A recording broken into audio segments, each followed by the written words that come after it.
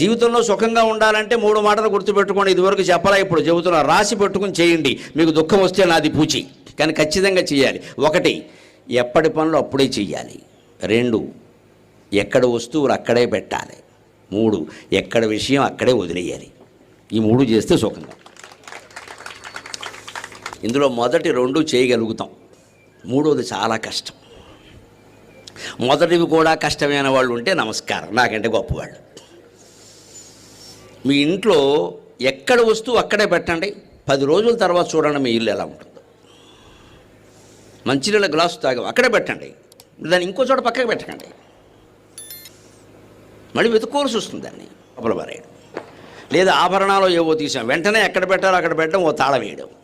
ఆ తాళం మళ్ళీ ఓ చోట్లో పెట్టుకోవడం. అది గిరగిర పట్టుకుని తిరగద్దు.